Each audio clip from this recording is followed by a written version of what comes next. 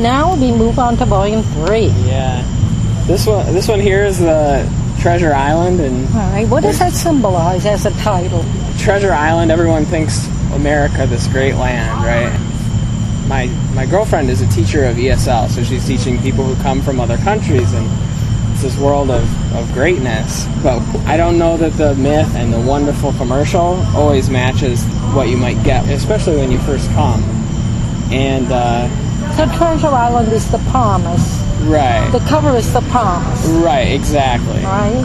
Right. So any cover or any title of a work should be a promise. That's true. That's very true, especially in these. And so when you see the promise on the front, the experience when you open it is one of shock and dismay. Oh, no, I didn't buy that. Right, exactly. Now this guy, he's blinded by money. You see, again, it could be glasses, but they're opaque. Right, very true. And so he's blinded by money, and this is what greed. Right. Surely it's greed. Right.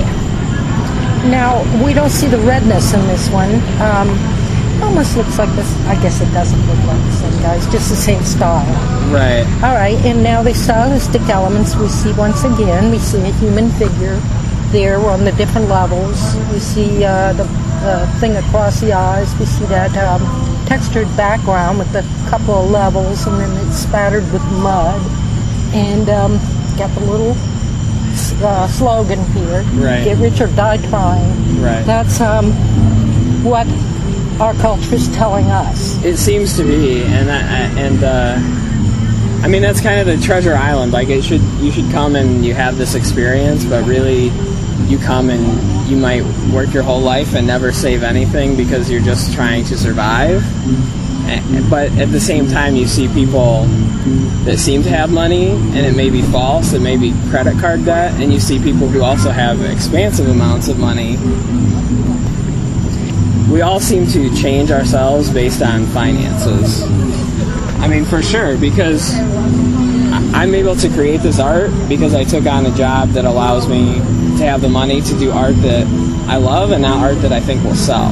You know, it's totally my personal expression, where when at times you may do art to try to make your living, and when you do that, I think you start to distort maybe the expression that comes from you. Yeah. You mean because you're doing it to make money? Right. You might say, well, this piece, if I did this, I know people like this style, or I know people like this. This is popular now. Right, exactly. And so that would overwhelm your own artistic wisdom that comes from within you. For sure, yeah. So, as you fight your way through the challenge of living as an artist, and as embodied in these pieces here, then do you feel that you're holding on to your ideal and your desire to live and be an artist? And have you done that with this? With these? Yeah. Probably more than anything that I have ever done. And tell me how that is so.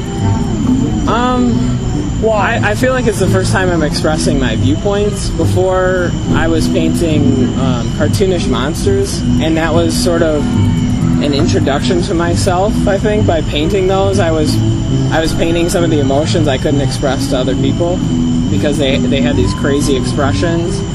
And I felt like I've dealt with some of the personal demons, of course not all, but now I can start saying, I want to ask questions more than I want to give an answer. These don't really say, this is how you should live your life. This says, this is what I see. I wonder if you see it too, you know.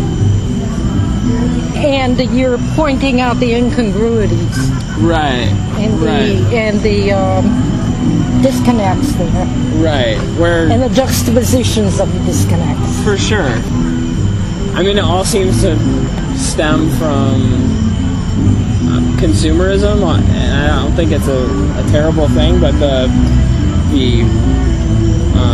marketing of things, you know, it's everything is sold in one way or another, whether it's religion, which to me feels like the most personal thing you could have, or you know, the car you buy or whatever else.